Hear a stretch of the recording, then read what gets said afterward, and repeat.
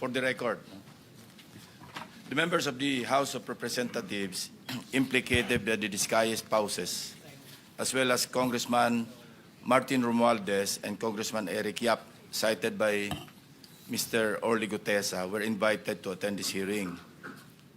Incumbent congressmen were invited through a letter dated 12 November 2025 to Speaker Faustino Boji D. III of the House of Representatives. Now, according to Speaker D, the members will not be appearing before the committee today in order to avoid any possible prejudice to the ongoing investigation and eventual findings of the ICI, Independent Commission for Infrastructure, given that the invited members have already submitted themselves to its jurisdiction and proceedings.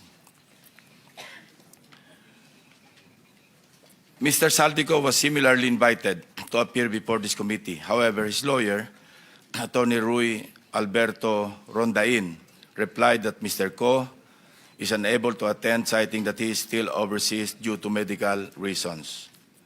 Let me state clearly that this committee takes strong exception to the statement made by Attorney Rondain.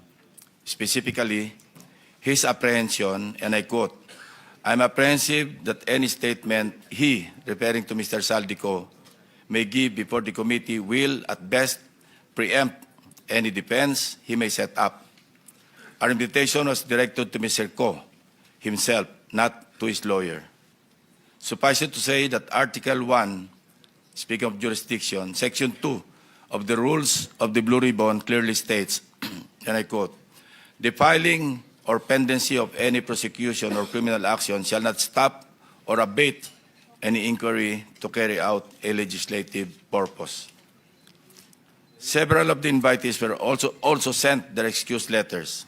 Number 1, Jonathan Quirante of Quirante Construction.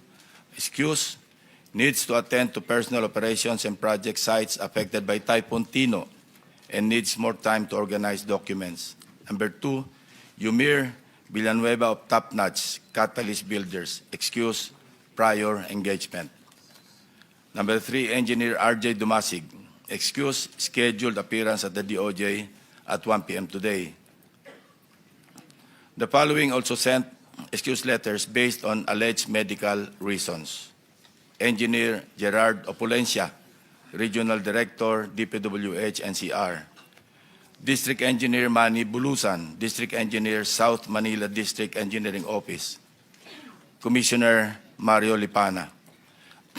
The committee also sought the assistance of the Bureau of Immigration to obtain available information on the following individuals: Mark Bakiran Bunagan, Alan Colesio, John Paul Estrada, Orly Regala Gutesa, and Mark Texay.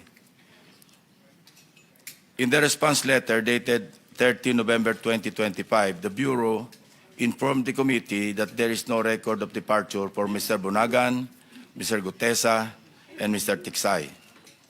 Meanwhile, Mr. Colesio is confirmed to be in the country, having returned from a brief trip abroad from October 18 to October 24, 2025.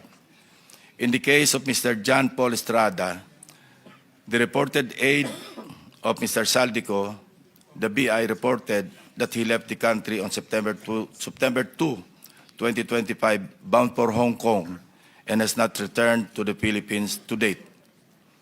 We're now coordinating with the Philippine Center for Transnational Crime, PCTC, to coordinate with Interpol to track the movement or movements of Mr. John Paul Estrada, as well as other personalities who are now abroad, whose attendance will be needed by this committee. Lastly, this representation received a copy of an order dated October 24, 2025, penned by Carolina or Judge Carolina C. Ecasiano Sison, Executive Judge of the Manila Regional Trial Court, in relation to the investigation conducted by her office on the authenticity of the notarization of the Sinumpaang Salaysay executed by Mr. Orly Gutesa, allegedly notarized by Attorney Pechi Rose S. or G. Espera. For the record, the committee notes that the notarial monthly report submitted by Attorney Spera covers notarized documents recorded under Notarial Book Number 3, specifically Book Number 3, Document Number 41 to 173, pages 10 to 36, period September 11 to 30, 2025. It is further noted that these details differ from those appearing in the sinumpang salaysay of Musgari Cutesa, which, on the other hand, indicates the following particulars. Book number 255, page number 51, or document number, 255, page number 51, book number 8, series of 2005. Furthermore, the order issued by Executive Judge Icasiano Sison looked into consideration the report prepared by Mr. Antonio Magbojos, Executive Officer of the Forensic and Scientific Service, Question Document Division of the NBI. After conducting a comparative examination of the specimen signatures, the NBI concluded that the questioned signature and the standard specimen signatures of Attorney Spera were not written by one and the same person. Since it was found that Attorney Spera has not notarized the sinumpang salaysay, her notarial details, including her signature, contained in the said document is falsified. As such, the order declared that there was no sufficient basis to hold Attorney Spera administratively liable in connection with the notarization of the sinumpang salaysay. With that said, let us start. We will recognize again the members of the committee in the order of their arrival. And the first to arrive is, as usual, Senator Erwin Tulfo. Of course, the Senate President, we are joined by the Senate President to arrive second. Then followed by Senator Ontiveros, Senator Pangilinan, Senator Marcoleta, Senator Bam Aquino. So, Senator Tulfo, you have the floor. Thank you, Mr. Chair. I just have a quick statement, Mr. Chair. Distinguished members of the committee. The Professor Wina Guerra of UP Center for Integrated and Development Studies in their policy paper, Flood Control Fiasco, the policy reckoning for accountability in the Philippines, revealed that our flood control failures stem not from lack of funds, but from absence of credible science, data, and accountability, and also, of course, of corruption. One of her recommendations is the revival of Project NOAA and its return to the Department of Science and Technology.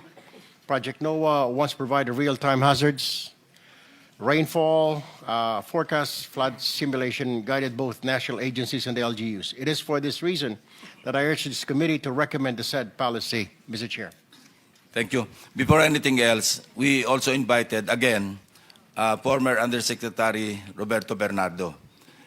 He has submitted his supplemental affidavit to the Department of Justice, and we want to hear, for the record, his sinumpang salaysay as submitted, or supplemental affidavit. This is supplemental to the September 25 affidavit that he submitted likewise to the Department of Justice, which he also testified before this committee.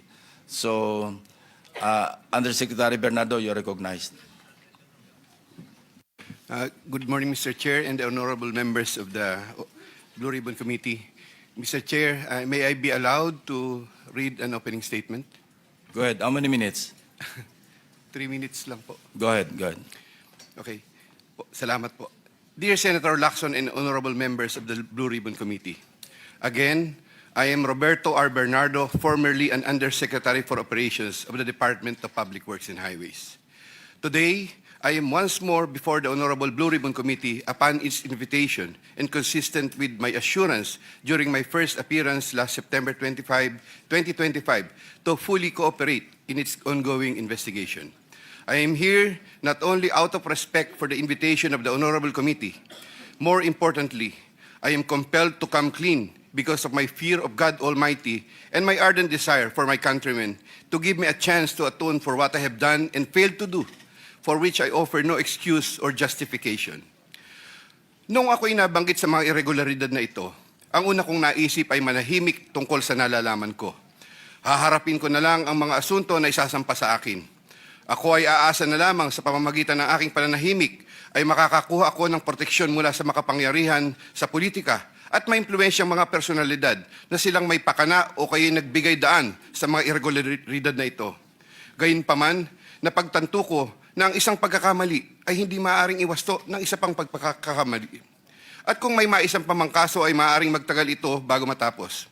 Sa aking pagkakaalam sa mga nakarang scam, tulad ng ilang kaso ng PDAF, mahigit isang dekada na ang nakalipas, hanggang ngayon ay dinidinig pa. Kawawa ang bayan. Hindi ko matiyak kung ang mga pangunahing may sala sa mga irregularidad na ito ay mapapatawan ng kaukulang parusa sa lalong madaling panahon.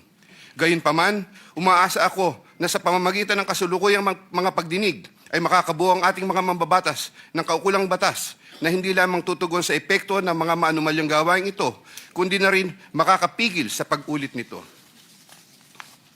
The magnitude of the irregularities and how this have gravely affected and will affect our nation and its citizens cannot be overemphasized. I am committed to disclose everything that I know regarding these anomalies, particularly the complicated and ingenious ways by which these were carried out and perpetrated all these years. This, despite the serious threats to my personal safety and that of my family and loved ones.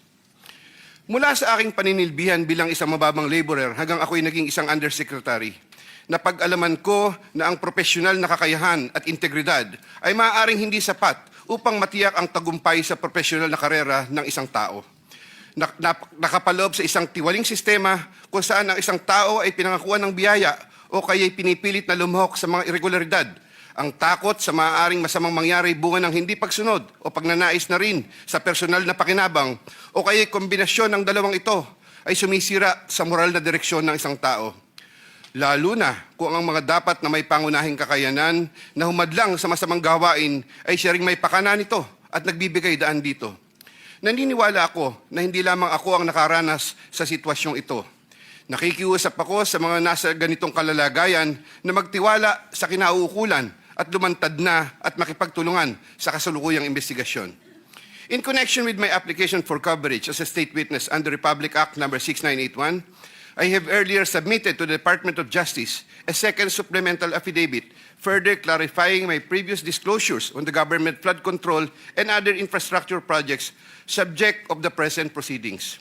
Once again, with the assurance of the Honorable Committee that my rights and benefits under RA 6981 shall be respected, I will be submitting the second supplemental affidavit to the Honorable Committee with the prior authority of the Department of Justice through the Honorable Frederick A. Vida, Acting DOJ Secretary, as set out in an authority to disclose, which I am likewise submitting to the Honorable Committee. Thank you po.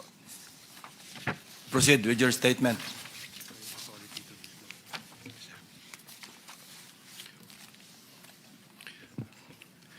Second supplemental affidavit. I, Roberto R. Bernardo, Filipino, of legal age and a resident of Panlolo City, Bulacan, under oath, hereby depose and state. I am submitting this second supplemental affidavit consistent with my desire to set forth my knowledge about the irregularities in government flood control and other infrastructure projects, as well as to obtain peace of mind and preserve the truth. Among other factors, the contents of this second supplemental affidavit had to be violated by me by making reference to an assortment of personal notes and records, deep thinking, as well as confirming with persons certain details regarding the time, place, manner, and circumstances under which the events narrated hereunder occurred. Moreover, owing to the passage of time and the fact that I am no longer part of the DPWH following my retirement in August 2025, the process of collecting facts and details had progressed slower than expected, contributing to the delay in the submission of this second supplemental affidavit. Also, I would like to make clear that while the facts narrated below are based on my direct personal knowledge and fortified by official DPWH records, the kickback scheme pertaining to the collection and handoff of the commitments to the relevant public officers occur practically without any paper trail. A statement of facts available to all, applicable to all. Over the decades that I worked for the DPWH, it has always been my philosophy to form good working relationships between and among my bosses and or superiors, inferiors and or subordinates, and other colleagues even without the promise or expectation of a reward or personal advantage. I would rather troubleshoot problems than develop enemies and immediately address all concerns. I would do this so that I can effectively perform my duties and responsibilities under the DPWH. Unfortunately, this professional orientation of mine has forced me to compromising situations that include the matters narrated hereunder. I reiterate my deep remorse and guilt for what I have done, and I am now animated by an honest desire to help rectify the institutional defects in the systems and operations, not only of DPWH, but also other government agencies, and help in developing lasting and meaningful reforms. I can confirm, based on my personal knowledge, that in some form or another, and on various extents, based on current setup, each and every DPWH official, employee from top and down the line is buffeted with various avenues of corrupt acts and practices. This would include high-ranking members of the department, such as secretary, undersecretaries, assistant secretaries, regional directors, district engineers, bids and awards committee members, engineers, inspectors, and all the way down to laborers. This is also true for several top officials of other departments and or agencies, such as but not limited to the Department of Finance, Department of Environment and Natural Resources, Department of Health, Department of Education, Department of Agriculture, Department of Agrarian Reform, Department of Transportation, Philippine Charity Sweepstakes, Philippine Coconut Authority, etc. Moreover, I can confirm, based on my personal knowledge, that in some form or another, and on various extents, most proponents have their own designated contractors who will take on the projects for the former's benefit and advantage. Sometimes, other proponents would request me to suggest contractors for them who are known to me or referred to me by friends and other personalities. There are situations that national and local elected politicians would request me to source projects for them. If given more time and opportunity to review the records and confirm supporting facts, I may be able to particularize the details of these transactions and dealings. Senator Ramon Bong Revilla Jr. I have a close and friendly relationship with Senator Ramon Bong Revilla, and we go all the way back since the time of Amay Bisaya and Mayor Viseo, who first introduced me to the former legislator while I was still a district engineer in Laguna sometime in 2005 or 2006. We frequently meet in important social gatherings. Senator Revilla later on became a godparent of two of my daughters, while I became a godparent to one of his children. When Senator Revilla was incarcerated, I visited him several times at the PNP Custodial Center at Camp Crame. Because of our close relationship, Senator Revilla had asked me for assistance on several matters which I can no longer exactly recall at the moment because this happened a long time ago, and I presently don't have records to help me reconstruct the events. Sometime in the third quarter of 2024, Senator Revilla and I met where he asked me for a list of projects for funding, ostensibly to help him in his national campaign. When Senator Revilla asked me about the percentage of the commitment, I suggested either 20 or 25, to which Senator Revilla said 25%.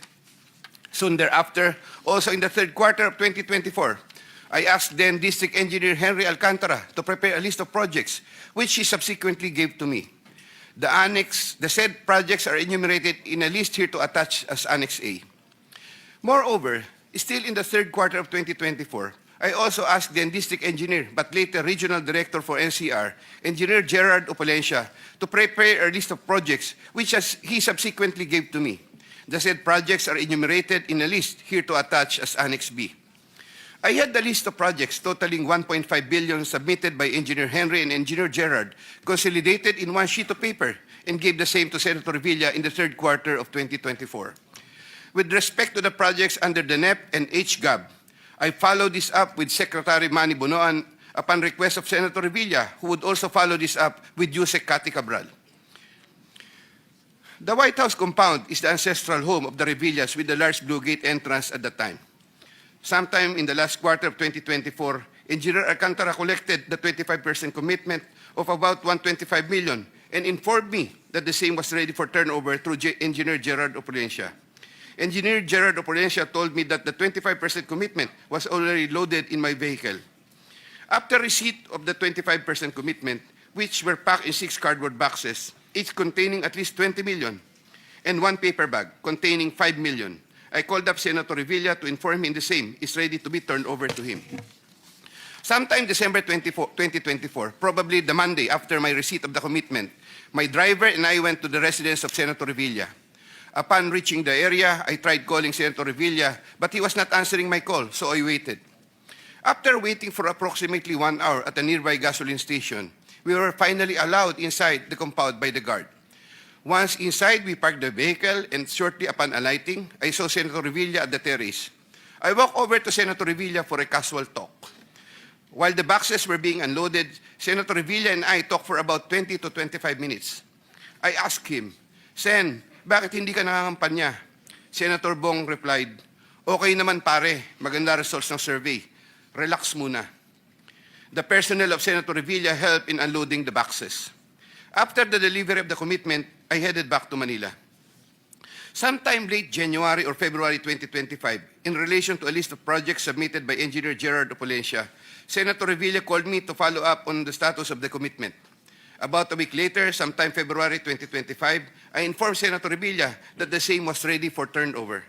Before the start of the campaign period for national elective positions, I directed one of my aides to deliver commitment amounting to 250 million to the residence of Senator Revilla at the White House compound, Aguinaldo Highway, Bacoor, Cavite. Senator Nancy Binay.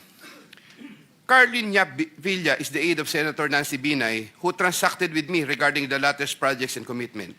If I recall correctly, I first met Carlin in the year 2018 during the budget season at the Senate.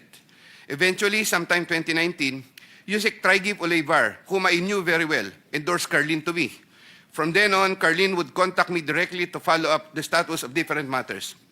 Sometime fourth quarter in 2022, Carlin, claiming to act on behalf of Senator Binay, asked my help for the transfer of an assistant district engineer in Mindanao to another district, a request which I endorsed to Sec Bunoan. Sometime during the third to fourth quarter of 2022, Carlin requested on behalf of Senator Binay for a list of projects worth around 1.882 billion with 12% commitment. The said projects are enumerated in a list here to attach as Annex C. I got 3% of 1.882 billion. I prepared a list of projects within my area of jurisdiction with the help of DPWH officials, but could not recall at this time exactly who among them gave me the list. But I can recall that it was Engineer Manny Bulusan who coordinated the collection of the commitment. Eventually, during the first quarter of 2023, the commitment was delivered to Carlin for Senator Binay in several tranches in Makati and Quezon City. But I could not recall at this time the details of the deliveries, but I undertake to submit additional information thereon. Sometime last quarter of 2023, Carlin again asked for Senator Binay a list of projects for inclusion and funding under the 2024 GAA, which I provided with the help of Engineer Gerard Opulencia and Engineer Henry Alcantara. The total list of projects initially amounted to 2.5 billion, but which was reduced to 1.672 billion. The said projects are enumerated in the list here to attach as Annex D. Apparently, some individual or group offered Senator Binay a higher amount of commitment of 15% instead of the previous 12%, with the promise that the commitment would be released much earlier. Usec Trigib learned about the plan to transact with this individual or group, and I was informed by Usec Trigib that he confronted Carlin and said to her, "Bakit nyo binabawasan ng kay Robert? Siya din naman ang nilalapitan ng mga yan pagka nagkakaproblema." However, sometime later part of December 2023, Carlin called me and requested for a 50 million advance for Senator Binay's use for the holiday season because the individual or group was unable to deliver on their promise, and which I then helped to fix. Thereafter, Carlin told me that Senator Binay was expecting an increase in the commitment from 12 to 15%, which I agreed to fulfill. I did not get any percentages from the aforementioned projects worth 1.672 billion, but I was reimbursed the 50 million which I earlier advanced. I was nurturing goodwill with Senator Binay by fulfilling the commitment. Sometime 2024, Carlin requested me to relate to Sec Bunoan Senator Binay's request for some allocation under the NEP, which I did. Sec Bunoan allocated 500 million for Senator Binay under the NEP for 2025, which I relayed to Carlin. Carlin told me to prepare a list of projects for the 500 million allocation. I then asked a list of projects from Engineer Henry and Engineer Gerard worth 500 million, which I then submitted in person with Sec Bunoan, who then told me he will instruct Usec Cabral to include the same in the NEP. The list of projects was included in the NEP for 2025. The said projects are enumerated in a list here to attach as Annex E. Likewise, sometime in the last quarter of 2024, Carlene for Senator Binay asked for a list of projects to be included in the 2025 GAA. I then directed Engineer Henry and Engineer Gerard of Polencia to prepare a consolidated list of projects. I submitted a list of projects totaling 3 billion to Carlene, but only approximately 2.6 billion was included. The said projects are enumerated in a list here to attach as Annex F. After these projects appeared in the GAA, Engineer Bulusan, Engineer Opolencia, and myself collected, raised, and prepared the 15% commitment, which was all turned over to me. There were difficulties in collecting the commitment as there were contractors, congressmen who did not give amount considering the issue of for later release projects totaling approximately 80 million more or less, which I had to advance. Despite this total commitment collected and raised for Senator Binay was 15% of 1.2 billion or around 468 million more or less. I earlier mentioned that the 37 million more or less was delivered at Horseshoe Village, Quezon City, which refers to the amount collected by Engineer Henry Alcantara. But upon full recollection, there were two deliveries. The first delivery amounted to 340 million at a house in Horseshoe Village, Quezon City, and the second delivery amounted to at least 200 million at another house, but also in Horseshoe Village, Quezon City. After the second delivery, Carlene told me, "Kinuha na ni Sir, salamat raw. Hindi ka raw kakalimutan sa Makati." The Sir refers to the husband of Senator Binay. I did not get any percentage from the projects worth 3,120 million for NEP and GAA for Senator Binay. Senator Chis Escudero and Maynard Ngu. I met Maynard Ngu at the Manila City Hall during the term of Mayor Erap, and while I was the city engineer of Manila sometime in 2013. Maynard Ngu is a familiar figure in the social political circles, as he would be handling substantial donations to politicians during election season, including the distribution of mobile phones. During the 2022 national elections, Maynard Ngu approached me and asked for help in raising campaign funds. I and other DPWH officials assisted Maynard Ngu in raising campaign funds. These frequent interactions with Maynard Ngu at the court helped me in building our mutual trust with each other, especially in favor of Senator Escudero, whose interest Maynard Ngu was actively promoting. Maynard Ngu was appointed Special Envoy to China for Trade, Investments, and Tourism in 2023. When Senator Chis Escudero became Senate President in 2024, Maynard Ngu approached me and asked for a list of projects for Senator Chis Escudero. Thereafter, sometime in November 2024, I asked Engineer Opolencia to prepare a list of projects for Senator Chis Escudero following my conversation with Maynard Ngu. Thereafter, Engineer Opolencia submitted to me a list of projects for funding. The said projects are enumerated in a list here to attach as Annex G. For the projects located in Valenzuela, Engineer Opolencia, through District Engineer Ruel Umali, collected the money for the commitment for Senator Chis Escudero. He delivered the commitment at Diamond Hotel. We saw each other at the Diamond Hotel, and Engineer Opolencia told me, nasa inyo na po, boss. When I asked my driver to confirm, the driver told me, nasa akin na po, okay na po. For the projects located in Marinduque, Engineer Opolencia, through Regional Director Ryan Altea, collected the commitment for Senator Chis Escudero.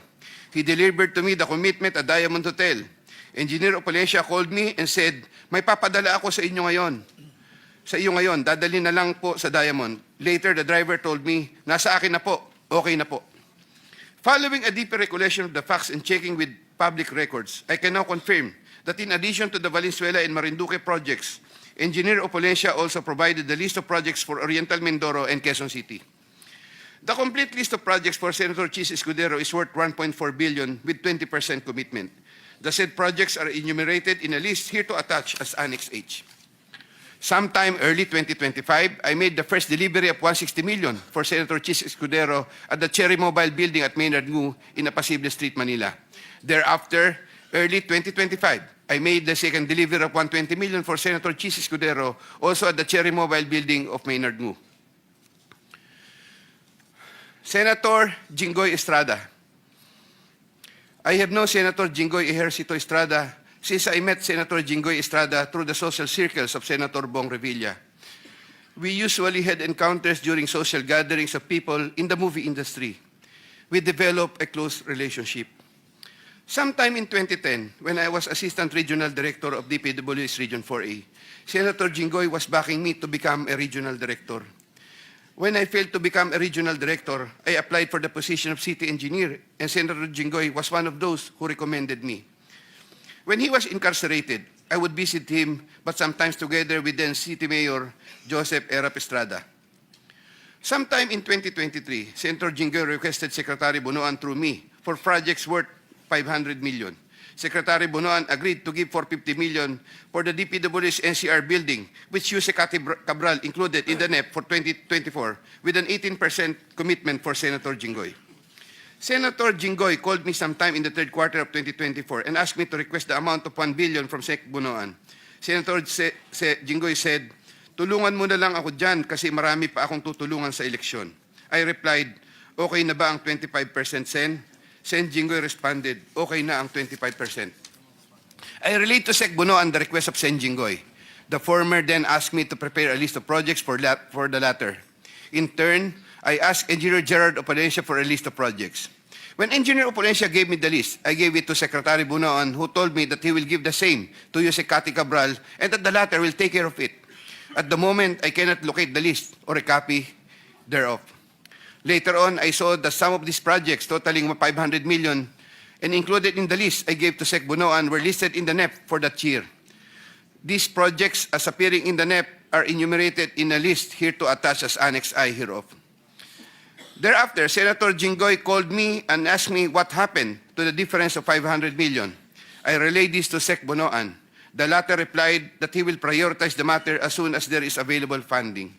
Subsequently, I found out that the projects totaling 200 million were included in the SGAB for 2025. These projects, as appearing in the SGAB, are listed Annex J hereof. However, Senator Jinggoy called me again for the difference of 300 million to complete the 1 billion project value that was requested.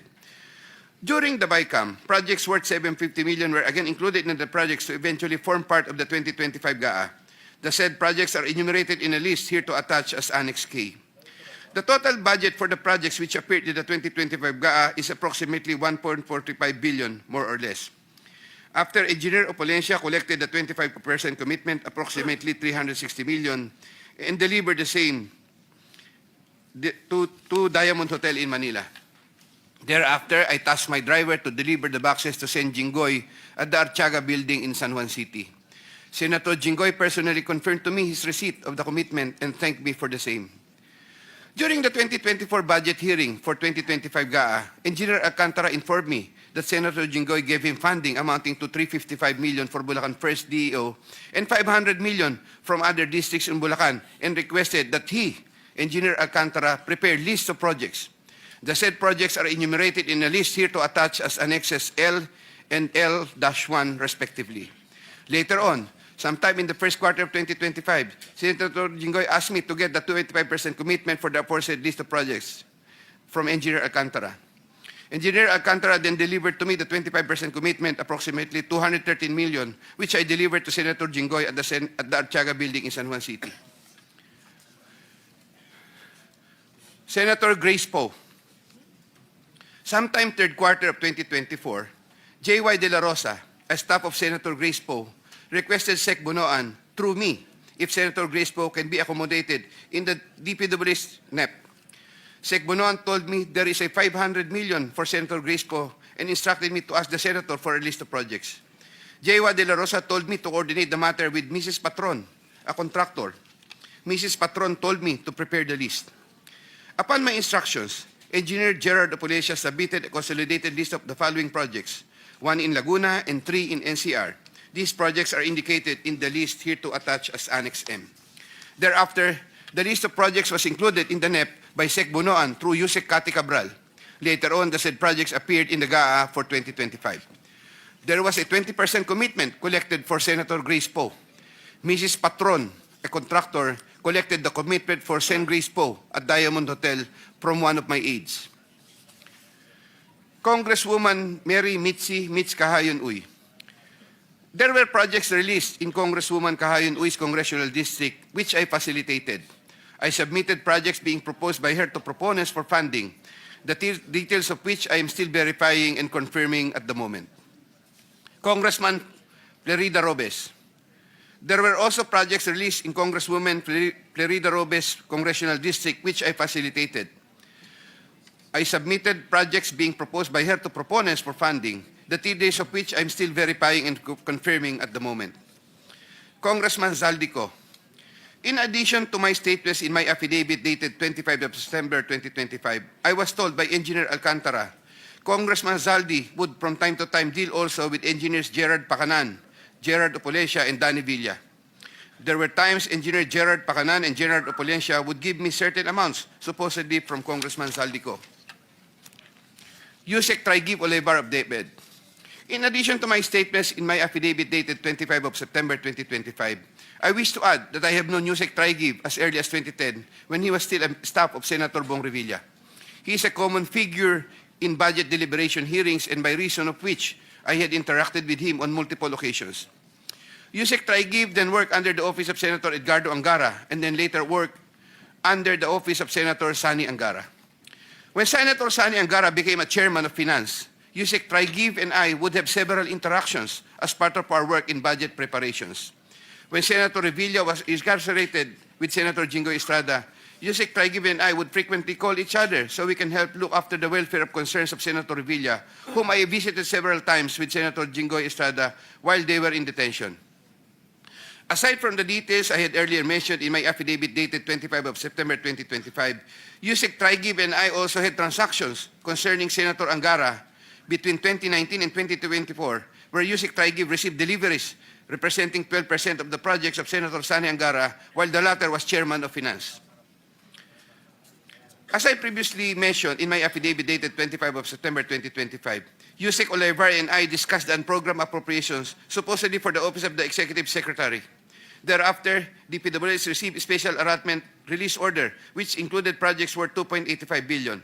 The contract IDs for the projects worth 2.85 billion covered by the said SARO can be secured from the records of DPWH Regional Office for Region 3 and the 1st District Engineering Office of Bulacan.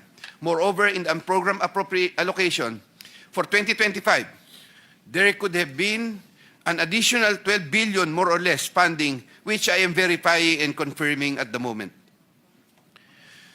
DPWH Secretary Mark Villar and Usec Cabral. I was appointed Assistant Secretary of DPWH by former President Rodrigo Duterte in 2016 during the term of DPWH Secretary Mark Villar. As Assistant Secretary for Operations, I was assigned over the Visayas regions. While I was Assistant Secretary for Operations, I was introduced to Carlo Aguilar, a cousin of Sec Mark Villar. Usec Cabral was already the Undersecretary for Planning Service when I became Assistant Secretary. As Undersecretary for Planning Service, Usec Cabral was working closely with Sec Mark Villar for the allocation, listing, and budgeting of all the DPWH infrastructure projects.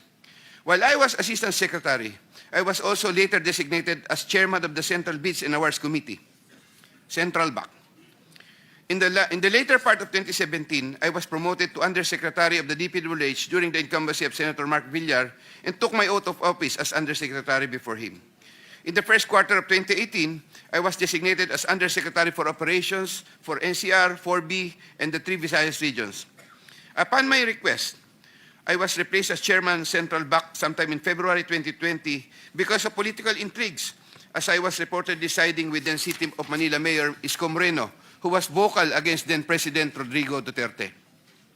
All of this time, the funding of all projects was cleared through Usec Cabral for approval by Sec Mark Villar.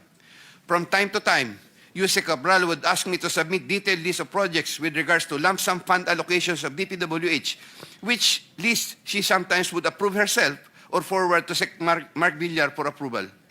Among others, this included EDSA and other major roads, project allocations, maintenance of creeks and waterways, etc. The commission for these approved projects was 10% and divided as follows: 50% to Carlo Aguilar, presumably for Sec Mark Villar, 25% Usec Cabral, 25% for myself. Undersecretary Maria Catalina E. Cabral. As a general rule, with very little exceptions, it is Usec Maria Catalina Cabral with the imprimatur of Secretary Mark Villar and later continued by Sec Manny Bonoan, who had control at the DPWH level to remove, include, add, deduct, or modify insertions of items in the NEP for infrastructure or those pertaining to DPWH. Usec Cabral would tell me that she would communicate and meet legislators to inform them of the amount of their allocations and ask them for titles of projects that they want to include in the DPWH budget. In a matrix of process flow that I have prepared, which I am attaching here to as Annex N, Usec Cabral has total influence and authority in preparing and finalizing the NEP for infrastructure. On multiple occasions, I personally delivered and also caused to be delivered cash to Usec Cabral at her house at Tatalon, Quezon City, and other places.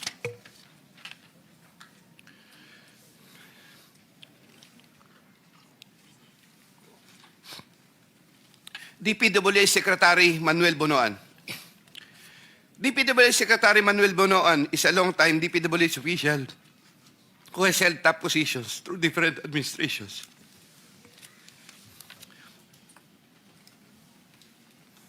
I look up to Sec Bonoan and consider him as a mentor. I treasure his guidance and friendship over the years. Prior to Sec Bonoan's assumption as Secretary of DPWH, I was the Undersecretary for Operations and Planning for NCR Visayas, having assumed the said position in 2018. Unlike during the time of Sec Mark Villar, when I was not given much task, even removed as back chairman, and had very limited operational functions during the COVID pandemic period, Sec Bonoan entrusted me with more operational functions and let me work more closely with Usec Cabral. Sometime in 2022, Sec Bonoan directed me to submit a list of projects for possible inclusion in the NEP for fiscal year 2023 worth around 450 million. Without question and delay, I asked Bulacan First DEO for a list of projects for funding. Thereafter, Engineer Alcantara submitted to me a list of projects for funding under the NEP. Those projects are indicated in the list here to attach as Annex O. In compliance with this order, I forwarded the list to Sec Bonoan. He told me that Undersecretary for Planning Maria Catalina Cati Cabral shall facilitate and ensure the inclusion of these projects in the NEP. Engineer Alcantara gave the 10% of the value of the projects. Similarly, in 2023, Sec Bonoan directed me to submit a list of projects for possible inclusion in the NEP for fiscal year 2024 worth around 150 million. Again, without question and delay, I asked Bulacan First DEO for a list of projects for funding. Thereafter, Engineer Alcantara submitted to me a list of projects for funding under the NEP. Those projects are indicated in the list here to attach as Annex P. In compliance with this order, I forwarded the list to Sec Bonoan. In compliance with this order, I forwarded the list to Sec Bonoan. Sec Bonoan said that Usec Cabral shall again facilitate and ensure the inclusion of these projects in the NEP. Engineer Alcantara gave 15% of the value of the projects. Also in the year 2024, Sec Bonoan also directed me to submit a list of projects for possible inclusion in the NEP for fiscal year 2025 for the amount of 900 million. I asked Bulacan First DEO for a list of projects for funding. Thereafter, Engineer Alcantara submitted to me a list of projects for funding under the NEP. Those projects are indicated in the list here to attach as Annex Q. In compliance with this order, I forwarded the list to Sec Bonoan. Sec Bonoan said that Usec Cabral shall again facilitate and ensure the inclusion of these projects in the NEP. Engineer Alcantara gave 20% of the value of the projects. With respect to the commitments collected by Engineer Alcantara narrated above, Secretary Bonoan and I received a percentage.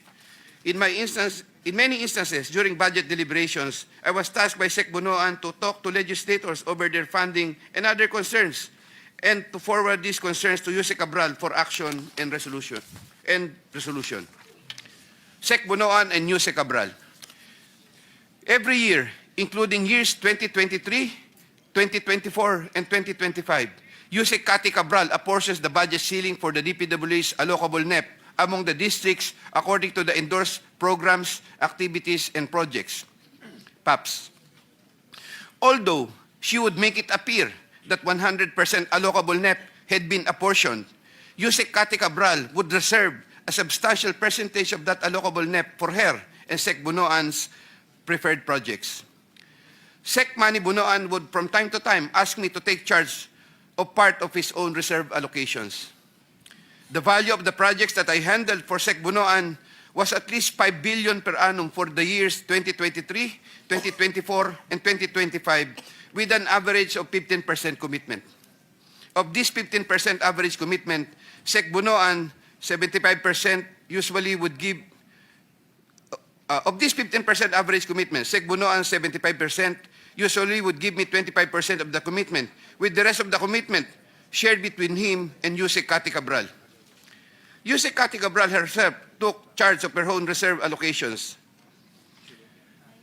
Once again, I humbly reserve the right to submit another supplementary affidavit if warranted in the premises. I attest to the truth of the foregoing statements based on my personal knowledge and authentic records. Mr. Chair, thank you. Thank you. The Vice Chairman, Senator Erwin Tulfo, you may reclaim your time. Thank you, Mr. Chair. Okay. Aside from the tables attached as annexes, may iba ka pa bang ebidensya na magpapatunay po sa inyong sinumpaang salaysay?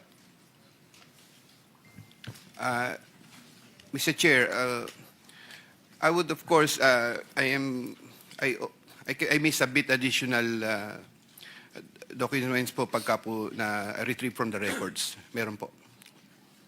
All right.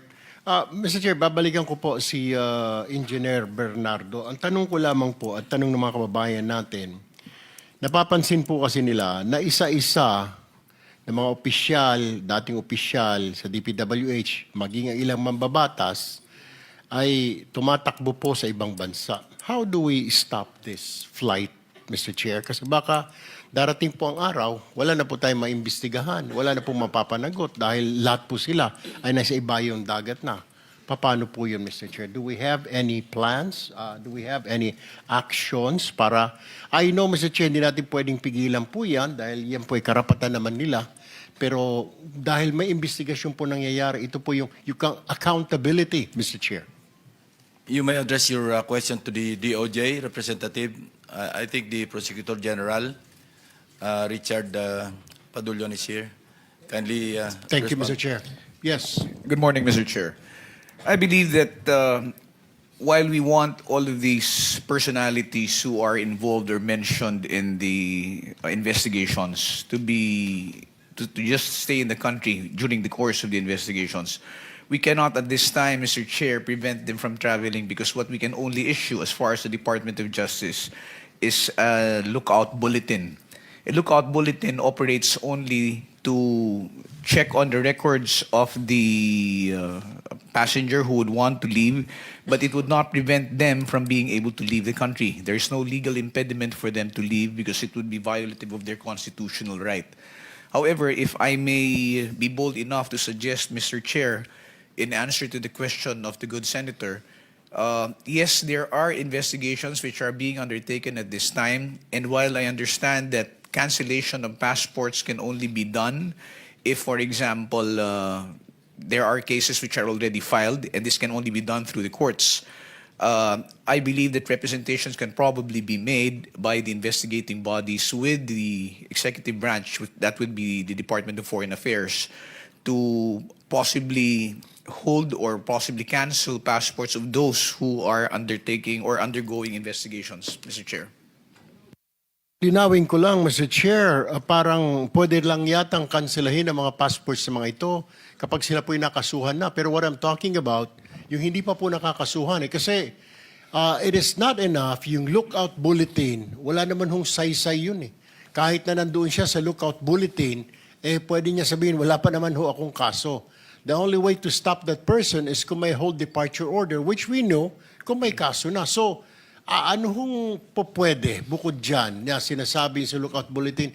Are you suggesting na the DFA kanselahin ang passport? But can we do that? Wala pa naman po silang kaso and it will violate their constitutional rights. I understand, Mr. Chair, if I may, sir, answer the question.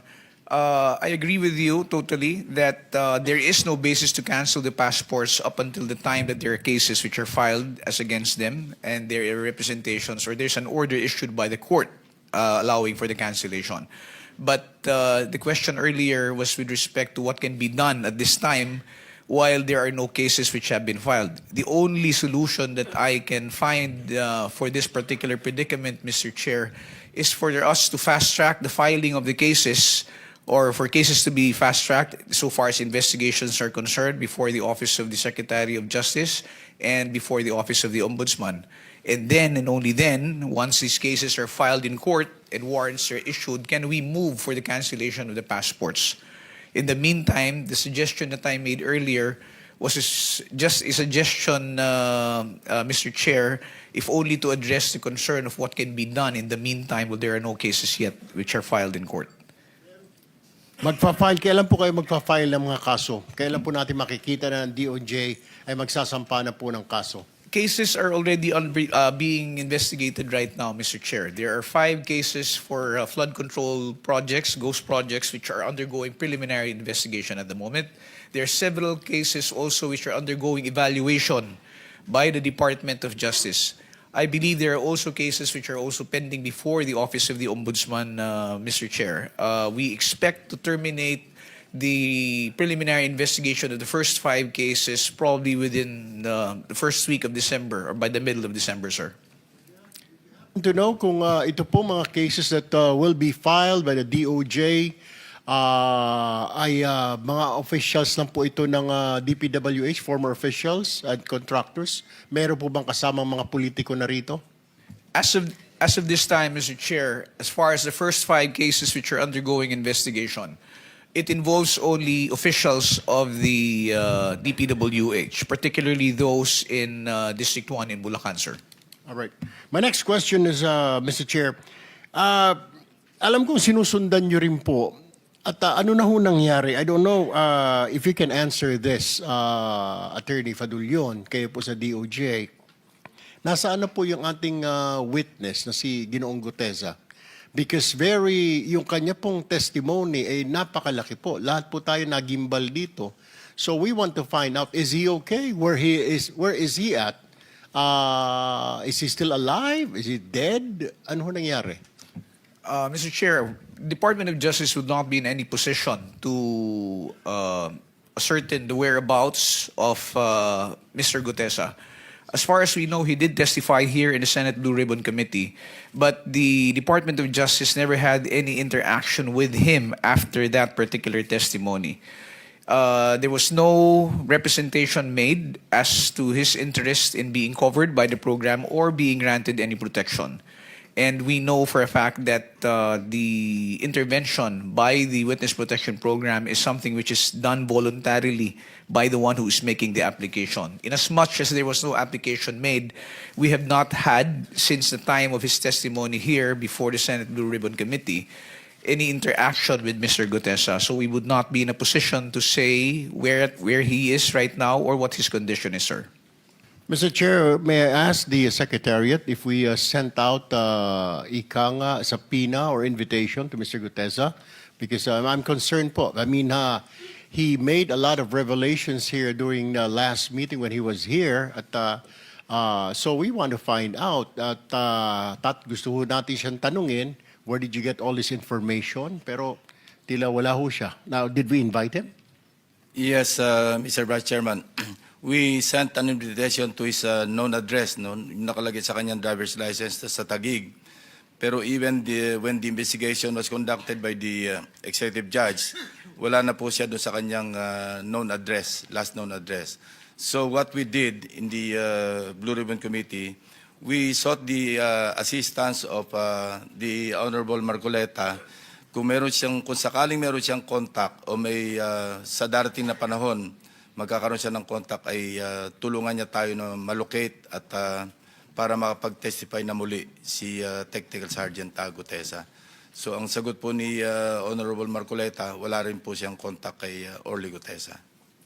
Isa pang katanungan dyan, Mr. Chair, at nagtatanong po yung mga kababayan ho natin, ano po ang mangyayari ngayon sa kanyang salaysay?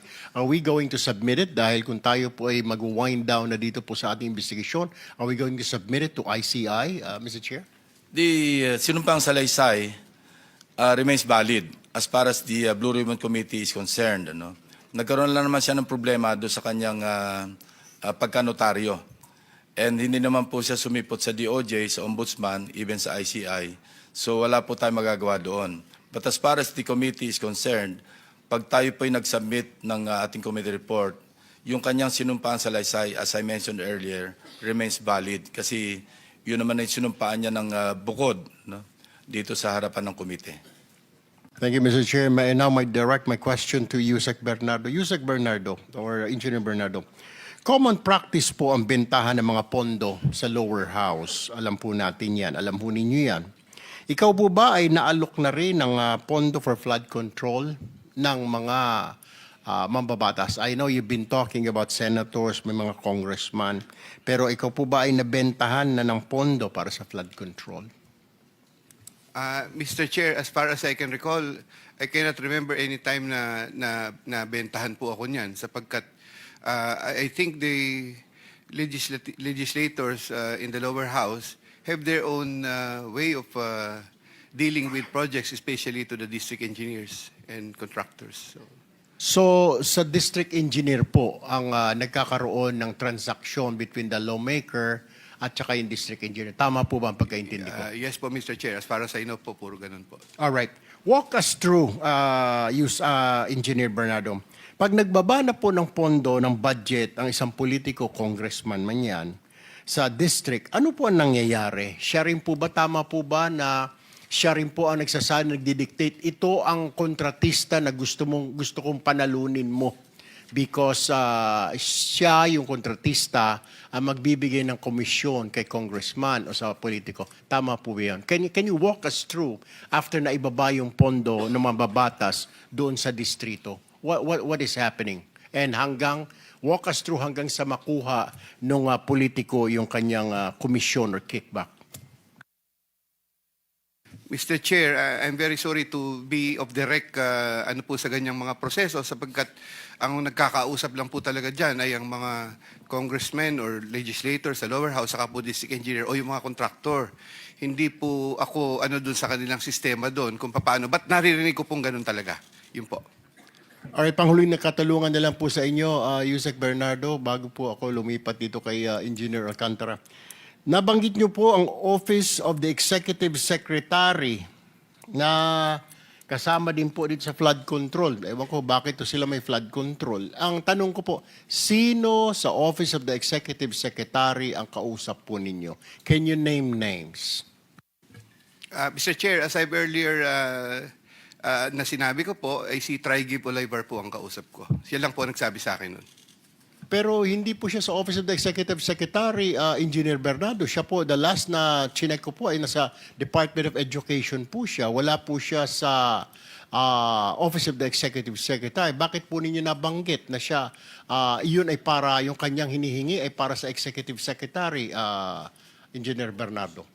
Mr. Chair, yun lamang po ang sinabi niya sa akin. Wala po akong... Senator Tulfo, bukod kay Usec Olivar, pag sinabing Office of the Executive Secretary, wala ka nakakausap na naka-assign mismo doon sa Office ng Executive Secretary? Wala? Wala po, Mr. Chair. Thank you. Okay, let me direct my question now to Engineer Alcantara. Engineer Alcantara, okay, pagbaba po ng pondo ng politiko sa inyo, ano po nangyayari? Tama po ba? Walk us through with this. Pagbaba ng pondo, sasabihin ng politiko, gusto ko sa contractor na ito ang mapanalunin mo. Tama po ba yun? Yes, Your Honor. Okay. Ano ho nangyayari? Nagkaroon ho ng bidding, etc. May bidding-biddingan pa kunwari. 3, 4 na maglalaban-laban para kunwari. Pero mananalo at mananalo yung contractor ng politiko. Tama po ba yun? Yes, Your Honor. Alright. Ano ho na mangyayari after that? Kailan na po i-execute yung proyekto? Kailan na ang bigaya na komisyon? Kasi may mga balita po ako nag-a-advance pa ang ilang politiko. Tama po ba yon na humihingi po ng